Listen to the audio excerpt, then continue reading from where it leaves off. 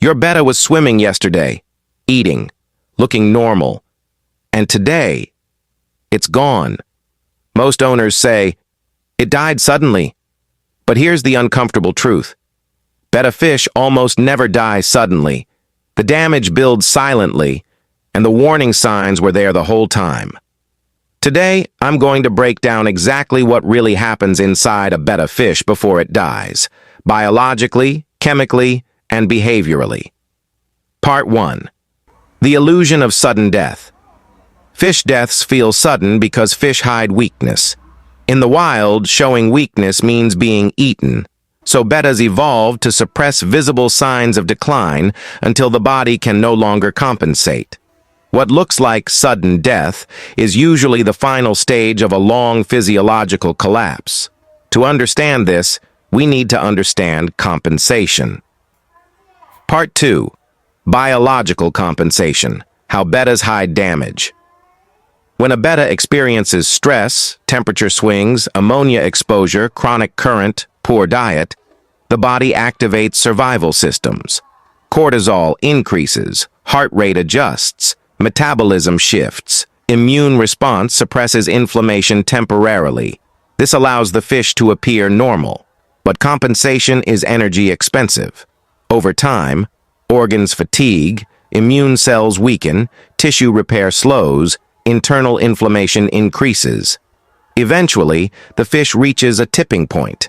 That tipping point feels sudden to the owner, but internally it was months in the making.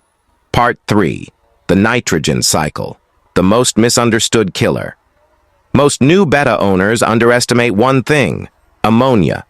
Toxicity does not always cause immediate death. Low-level ammonia exposure damages gill tissue, liver function, kidney filtration, blood oxygen exchange. Even 0.25 parts per million ammonia repeatedly over time causes micro-damage. Gills are delicate. They regulate oxygen and acid-base balance. When damaged, oxygen absorption drops, energy production decreases, fatigue increases, immune suppression follows. The fish survives, but weakens. Clear water does not equal safe water. The nitrogen cycle must be biologically established. Ammonia to nitrite to nitrate. Without stable bacteria colonies, microtoxicity becomes chronic stress. Part 4. Gill damage. The silent organ failure. Gill tissue is one of the first systems to deteriorate. Signs are subtle. Slightly faster breathing. Occasional surface visits. Mild lethargy. Reduced exploration. Most owners ignore this phase. As damage progresses, blood oxygen drops. Organs receive less oxygen. Internal organ stress increases. Eventually, organ failure begins, but externally the fish may still look fine. Part 5. Chronic cold stress. Bettas are tropical fish optimized for 78 to 82 degrees Fahrenheit. Below 75 degrees Fahrenheit, metabolism slows significantly. Chronic cool temperatures cause slower digestion, constipation, reduced enzyme activity, weak immune defense, slower fin regeneration. Cold does not kill instantly. It erodes. Many bettas kept at room temperature survive, but never thrive. Long-term metabolic suppression shortens lifespan dramatically. Part 6. Micro-stressors that stack together. Owners look for one big mistake, but betta decline usually results from stacked micro-stressors. Slightly cold water, slightly strong flow, slightly inconsistent feeding, slightly unstable water chemistry, slightly excessive lighting. Each alone may not kill. Together they overload biology. Stress stacking is real, and fish have limited adaptive reserves. Part 7. Immune suppression and opportunistic infection. Bacteria are always present in aquariums. Disease happens when immunity drops. Common infections: fin rot, columnaris, fungal growth, internal bacterial infections. These are rarely random. They are opportunistic. A strong betta resists them. A chronically stressed betta cannot. Owners treat the infection, but the root cause was stress and instability. Without fixing the environment, disease returns. Part 8. The swim bladder. Myth. Many bettas die after swim bladder issues, but swim bladder disorder is often a symptom. Causes include constipation, inflammation, organ compression, bacterial infection, temperature shock. If digestion slows due to cold water or poor diet, gas imbalance occurs. The fish struggles to maintain buoyancy. Owners think it's a random defect, but it often traces back to metabolic suppression plus feeding imbalance. Part 9. Behavioral warning signs. Owners miss. Before a betta collapses, behavior changes subtly.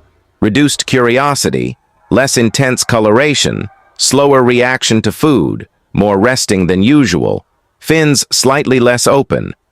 Because the fish still eats, owners assume it's fine, but behavior is the first diagnostic tool. A thriving betta investigates movement, displays confidently, responds immediately to feeding, swims with balanced energy. When that energy fades, something internal is changing. Part 10. The role of psychological safety. Fish experience environmental security, constant reflection stress. The betta sees its own reflection and believes a rival exists 24/7. Strong current forces constant muscular effort, bright lighting without cover, triggers defensive alertness, lack of hiding spaces, eliminates resting security. Psychological stress activates cortisol chronically. Chronic cortisol reduces immune efficiency and accelerates aging. Yes, stress accelerates aging in fish. Part 11. Why bowls shorten lifespan. Small volumes create instability. Temperature shifts faster. Ammonia accumulates faster. Oxygen fluctuates more. Biological bacteria struggle to stabilize. Even daily water changes cannot replicate biological stability. Stability is health. Volume equals buffering capacity. This is physics and chemistry, not opinion. Part 12. Aging versus environmental decline. Many owners say it was just old, but wild bettas can live 3 to 5 years. Poor captive environments often limit lifespan to 1 to 2 years. Chronic stress accelerates cellular oxidation, tissue breakdown, organ wear, immune fatigue. This mimics early aging, but it's preventable. Part 13. The true formula for longevity. To extend a betta's life, focus on stable temperature, low flow filtration, biological cycling, moderate light duration, high protein balanced diet, low reflection stress, consistent schedule, partial water changes, not full resets, no miracle additives, no unnecessary chemicals, just stability and biological respect. Part 14. Understanding the tipping point. Eventually, compensation fails. When oxygen delivery drops too low, organ damage becomes irreversible, infection overwhelms immunity, metabolic reserves deplete. Collapse appears sudden. But collapse is the last chapter, not the beginning.